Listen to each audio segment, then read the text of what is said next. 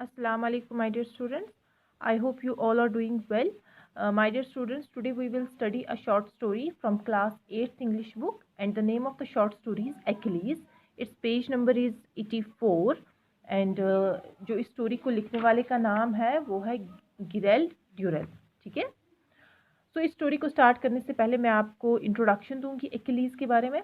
एक्किलीज जो था एक्चुअली एक ग्रीक हीरो था और ग्रीक मिथोलॉजी के मुताबिक एक्किलीज जब पैदा हुआ था तो इसकी माँ ने इसकी बॉडी को हील से पकड़ के यानी पाँव से पकड़ के इसकी पूरी बॉडी को वहाँ के एक होली रिवर में डिप कर दिया था और इस रिवर का नाम क्या था, स्टाइक्स. ऐसा क्यों किया था? ऐसा उसने इसलिए किया था ताकि ये कभी भी मर ना सके, ताकि हमेशा के लिए ज़िंदा रहे और उसको कोई भी नुकसान ना हो सके. बहुत साल गुजर गए, इसने अपनी ज़िंदगी में बहुत सारी बैटल्स में पार्ट लिया, लेकिन हर बैटल में ये बच गया था, कोई नुकसान इसको नहीं हुआ था. लेकिन फाइनली क्या हुआ, एक बैटल के दौरान इसके जो पाँव है, ये जो हील्स है, इसमें एक एरो चुभ गया था, तीर चुभ गया था, जिस तीर की वजह से इसकी मौत क्या हो गई. अब ऐसा क्यों हुआ? क्योंकि यही एक पार्ट इसकी बॉडी का ऐसा था जो कि इसकी माँ ने उस रिवर में डिप नहीं किया था, इसीलिए इस पार्ट पे इस तीर का असर हो गया. और हम जब भी इंग्लिश में एक एक्सप्रेशन इस्तेमाल करते हैं एक्किलीज हील, उसका क्या मतलब हो गया? जब भी ये वर्ड हम इस्तेमाल करेंगे हमें अंडरस्टैंड करना चाहिए कि इसका मतलब हो गया किसी की कमज़ोरी, बहुत ज़्यादा जो किसी की वीकनेस होती है उसको हम डिनोट करने के लिए ये फ्रेज़ इस्तेमाल करते हैं. ठीक है, so let's start. Perhaps one of the most weird and fascinating characters I met during my travel was the rose beetle man. He had a fairy tale air about him that was impossible to resist, and I used to look forward eagerly to my meetings with him. I first saw him on a lonely road leading to one of the remote mountain villages. I could hear him long before I could see him, for he was playing a rippling tune on a shepherd's pipe, breaking off now and then to sing a few words in a curious nasal voice. क्या बोलता है? एक सफ़र के दौरान, ये narrator बयां करता है, गिरेल ड्यूरेल बोलता है कि एक सफ़र के दौरान मैंने एक बहुत ही अजीब और दिलचस्प करेक्टर को मिला मैं, और उस करेक्टर का क्या नाम था? रोज बीटल मैन था. वो उसके पास ऐसी कहानी थी जो कि हम जितना भी रेजिस्ट करें नहीं रेजिस्ट कर पा रहे थे. It was impossible to resist. ठीक है. और जब मैं उससे एक बार मिला तो इंसान को चाहत थी, मेरे में फिर से चाहत जगती थी कि मैं कब इससे मिलूं. और फर्स्ट टाइम मैंने उसको कहाँ देखा था? वो जब एक लोनली रोड पे चल रहा था. कहाँ की तरफ जा रहा था? वो एक गांव की तरफ जा रहा था, दूर दराज एक गांव की तरफ गुजर रहा था. वहां से मैं उसको सबसे पहले मिला था. और उसको देखने से पहले उसकी आवाज़ सुनाई देती थी, क्योंकि वो हमेशा अपनी बांसुरी पे कुछ ना कुछ गुनगुनाता रहता था. और कहाँ से? उसकी अपनी नाक से आवाज़ निकाल के गुनगुनाता था. He had a fox-like face with large eyes. His dress was fantastic. On his head was a hat with a wide floppy brim. His shirt was worn, round his neck dangled a cravat of startling blue satin. उसका जो चेहरा था, उसकी shape लोमड़ी की तरह थी और बड़ी बड़ी आंखें थी. और उसका जो ड्रेस था बहुत ही ज़्यादा दिलचस्प था. उसके जो हेड पे उसने एक हैट पहनी हुई थी, लेकिन वो हैट कैसी थी? उसका जो ब्रिम यानी साइड वाला जो उसका वो आउट पोर्शन था, वो बहुत ही ज़्यादा ब्रिम, फ्लॉपी ब्रिम था. मतलब हार्ड नहीं था, एक पर्टिकुलर शेप में नहीं रह पा रहा था. ठीक है. और उसने अपनी गर्दन के पास एक लूज किस्म का स्कार्फ बांधा हुआ था, ब्लू सैटन कपड़े का स्कार्फ बांधा हुआ था. The pockets of his coat bulged, the content almost spilling out. His patched trousers drooped over a pair of leather shoes with upturned toes. This extraordinary character carried on his back bamboo cage full of pigeons and young chickens and several mysterious sacks. अब जो इसके coat के जो pockets थे, जेब थे, वो उसमें इतनी चीज़ें इससे भरी हुई थी कि वो चीज़ें वो लटक रहे थे और उसमें से चीज़ें बाहर आने वाली थी. और उसने जो ट्राउज़र्स पहने हुए थे, वो ट्राउज़र्स जो थे बहुत ही ढीले थे. वो किस पे पड़ रहे थे? जो उसने लेदर के शूज़ पहने हुए थे.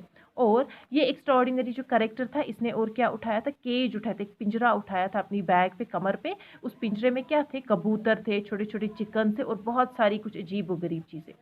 With one hand he held his pipe to his mouth. In the other hand were held a number of lengths of cotton, to each of which was tied an almond-sized rose beetle, glittering golden green in the sun, all of them flying round his head, trying to escape from the thread tied firmly around their waist. Occasionally, tired of circling round and round without success, One of the beetle would settle for a moment on his hand before launching itself off once more on its endless merry-go-round. और इसने क्या, एक हाथ में इसने pipe पकड़ी हुई थी और दूसरे हाथ में इसने क्या, कॉटन की मतलब धागे बांधे हुए थे। उन धागों से इसने आलमंड साइज, आलमंड हो गया बादाम, बादाम के साइज की बीटल्स बांधे हुए थे जो कि सन में गोल्डन ग्रीन कलर जैसे चमक रहे थे और वो गोल गोल घूम रहे थे और वो धागा इसने उनकी कमर पे बांधा हुआ था। वो क्या करते थे, गोल गोल घूमते थे अपने आप को छुड़ाने के लिए ताकि हम इस धागे से निकल पाए। तो गोल गोल घूम के आके इसकी हेड पे बैठ जाते थे। फिर से वो जब स्टार्ट करते थे, जब थक हार के फिर से वो इसकी हेड पे बैठते थे, रेस्ट करते तो फिर से वही मैरी गो राउंड करते थे। मैरी गो राउंड वो जो गेम हम रिंगा रिंगा खेलते, right that. When he saw Roger, my pet dog, and me, the rose beetle man stopped, took off his ridiculous hat, and swept us a low bow. He smiled at us, put on his hat again, raised his hands, and waggled his long bony fingers at me. I asked him if he had to some fiesta. He nodded his head vigorously, raised his pipe to his lips, and played a little tune on it, and then stopped and jerked his thumb over his shoulder, pointing back the way he had come. अब जैसा ही इस रोज beetle man को किस पे नजर पड़ती है, इस नरेटर पे और इसके पेट पालतू कुत्ते पे जिसका नाम रॉजर था। तो ये रुकता है और अपना जो हैट है वो उतार के इनके सामने झुकता है, अ काइंड ऑफ रेस्पेक्ट दिखाता है और इनके साथ में हंसता है और फिर वापस से अपने जो हैट है अपने सर पे रख देता है। अब नरेटर इससे क्या पूछता है कि आप किसी फीस्टा से आए हो। फीस्टा एक त्योहार जैसा मनाया जाता है, कहाँ पे, स्पेन में। तो बोलता है कि आप वहीं से आए हो। ये अपना सर हिलाता है, दिखाता है नहीं वहां से नहीं आया और अपनी फिंगर्स पॉइंट करता है पीछे वाले रास्ते से जहां से ये आया होता है। He smiled and rubbed his forefinger and thumb together, expressing that he wanted money. I suddenly realized that he must be unable to speak. So, standing in the middle of the road, I carried on a conversation with him and he replied with a clever pantomime. I asked what the rose beetles were for. He held his hand out to denote small boys, took one of the lengths of cotton from which a beetle hung, and whirled it rapidly round his head. Immediately, the insect came to life and started on its planet-like circling. Pointing up at the sky, he stretched his arms out and gave a deep nasal buzzing. Then he whirled his beetle round his head so that they all started to buzz quickly. अब ये क्या है, इसके साथ सामने हंसता है। जब इसने इसको बोला कि मैं वहां से इशारों में दिखाया कि मैं पीछे वाले रास्ते वहां से आया हूँ, उसके बाद क्या ये हंसता है और इसको अपने फिंगर्स और थंब एक साथ, फोर फिंगर और थंब लाइक दिस, ऐसे वाला इशारा दिखा के बोलता है कि मुझे पैसे चाहिए। इतने में ये जो नरेटर है इसको समझ आ जाता है कि ये जो बंदा है इसको बोलना नहीं आता है, ये गूंगा है। तो रोड के बीच में ये दोनों अब एक दूसरे के साथ बातें कर रहे हैं, किस में, पैंटोमीम में, यानी कि इशारों में। और ये रोज बीटल मैन इसको बोलते हैं ये रोज बीटल्स तुमने किस लिए रखे हैं, ये किस काम में आते हैं। ये अपना हाथ बाहर निकालता है और इस धागे से जो ये रोज बीटल्स बांधे होते हैं इनको निकालते और इसको घुमाने लगता है। ठीक है, तब तक घुमाता है जब तक कि ये अपने वापस होश में नहीं आ जाते हैं। और ये जब सारे बीटल्स होश में आ जाए तो ये ऐसे घूमते, बहुत ही ज्यादा एक ब्यूटीफुल सीन क्रिएट हो जाता है। ये वो बजिंग साउंड निकालते हैं। ठीक है। Exhausted by his explanation, he sat down, played a short tune on his flute, breaking off to sing in his curious voice. They were not clear words, but a series of strange grunting. Presently, he stuffed his flute into his bulging pocket and then swung a small sack off his shoulder. He undid it, and to my astonishment, half a dozen tortoises tumbled out into the dusty road. Their shells had been polished with oil, and he had decorated their front legs with little red bows. अब ये थक गया, थक के नीचे बैठ जाता है और अपनी बांसुरी निकालता है, उस पर कुछ गुनगुनाने लगता है।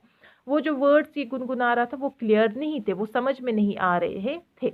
अब क्या करता है, ये जो बांसुरी है अपने पॉकेट में रख देते और वहां से एक और ठेला निकालता है। जैसे ही ये वो ठेला खोलता है, ये जो नरेटर ये हैरान हो जाता है देख के कि उस ठेले में से ये क्या निकालता है, टोटोटाइज, बहुत सारे दर्जनों, हाफ डजन टोटो यानी 6 टोटोटाइज उसमें से निकालता है जो कि अब इस रोड पे रेंगते हैं। उनका जो ऊपर से शेल था, कवर था, वो क्या था, पॉलिश किया गया था ऑयल से और बहुत ही ज्यादा खूबसूरत थे। और उनकी जो फ्रंट लेग्स थी उनमें क्या लगाया था इसने, रेड बोज लगाए थे। Slowly, the tortoise unpacked their heads and legs from the gleaming shells and set off down the road without enthusiasm. I watched them, fascinated. The one that particularly took my fancy was small with a shell the size of a teacup. It seemed sprightlier than the others. Its eyes were bright and its walk was alert. I sat looking at it for a long time. I convinced myself that the family would greet its arrival at the villa with enthusiasm. The fact that I had no money on me did not worry me. I would simply tell the man to call at the villa for payment. It never occurred to me that he might not trust me. अब जैसे ही ये टोटोटाइज इसने बाहर निकाले तो उसमें से जो सारे टोटोटाइज है वो अब सड़क पे रेंगने लगे। उनमें से एक जो टोटोटाइज था उसने नरेटर को बहुत ज़्यादा हैरान कर दिया था। नरेटर को वो बहुत ज़्यादा पसंद आ गया क्योंकि वो इन सब में से ज़्यादा चमकीला था और उसकी आइज़ बहुत ज़्यादा ब्राइट थी और वो बहुत ही ज़्यादा होशियार था। अब ये थोड़ी देर उसको देखता, बहुत लंबे समय तक उसको देखता रहा और इसने अपने आप को मना लिया। अपना मतलब इसका दिल मचल गया कि मैं इसको खरीदूँ, मैं इसको अपने घर ले जाऊँ, मेरे घर वाले सब इसको देख के क्या हो जाएंगे, खुश हो जाएंगे। लेकिन अपने ही मनो मन में बात कर रहा है कि मेरे पास तो पैसे नहीं है। चलो कोई बात नहीं है, मैं इस इंसान को बताऊंगा कि मेरे पास अभी पैसे नहीं है, पैसे लेने के लिए आप मेरे विला पे आ जाना। और इसने ये भी मान लिया था कि मैं अगर इसको बताऊंगी ये मेरी बात नहीं टालेगा। So this is for today. जो इसका नेक्स्ट पोर्शन है वो हम नेक्स्ट वीडियो में डिस्कस करेंगे। Thank you so much.